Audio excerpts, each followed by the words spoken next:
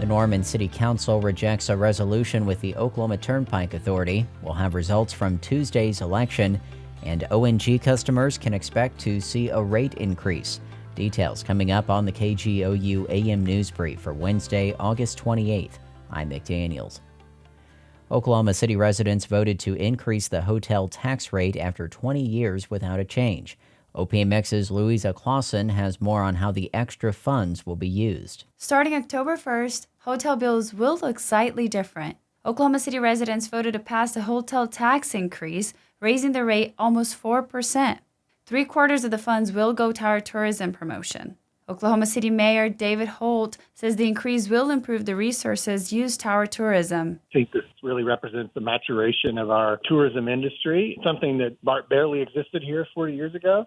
But I think now we finally have the resources to really consider ourselves a legitimate tourist destination. And I can't wait to see how that plays out in the years ahead. The extra funds will be used to attract more visitors to the city. A portion of it will improve OKC Fairgrounds and Convention Center, anchor venues responsible for drawing millions of visitors annually. I'm Louisa Clausen. A leadership shakeup is coming to the Oklahoma House of Representatives following this week's primary runoff elections. State Capitol reporter Lionel Ramos reports. Republican Kevin Wallace of Wellston lost the race to keep his district by 512 votes, or 8.7% of the total vote.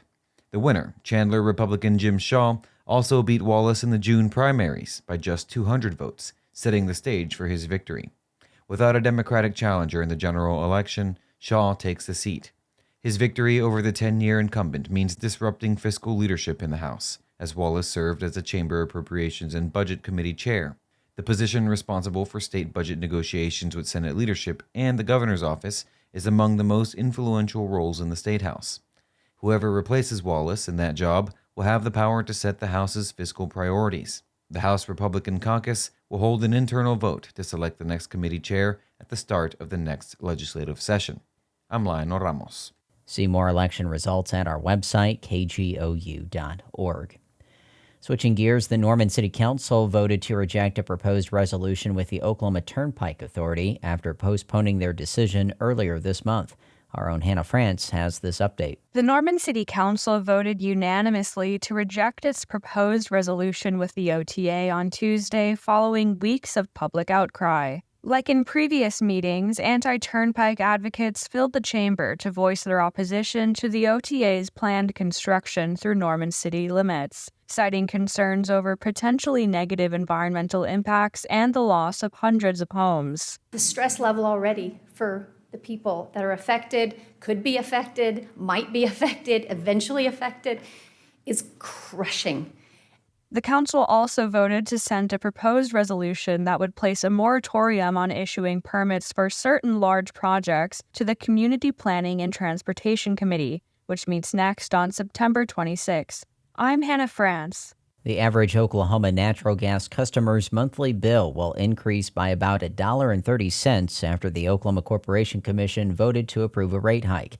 OPMX's Grayson Wheeler has details. The increase will add more than $31 million to ONG's annual base rate revenue, which is currently around $500 million. The utility requested the rate hike in April, saying that extra income would offset business costs and infrastructure investments. The Corporation Commission last approved a rate hike for ONG in November 2022. The current hike passed 2-1 with Commissioner Bob Anthony dissenting.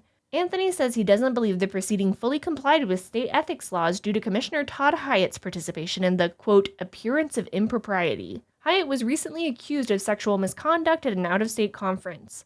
A statement from Anthony's office insinuates Hyatt's behavior may have involved one of ONG's lawyers. I'm Grayson Wheeler.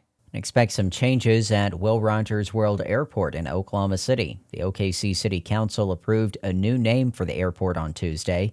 The airport will now be known as OKC Will Rogers International Airport.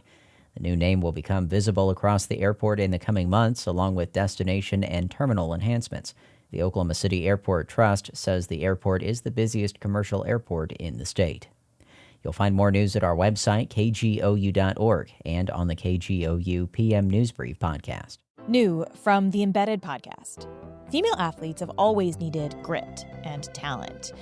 But for decades, they've also needed a certificate. There was chit-chat about, is that really a woman? And even now, they're still being checked and questioned. Their story is the newest series from CBC and NPR's Embedded. It's called Tested. Listen wherever you get your podcasts.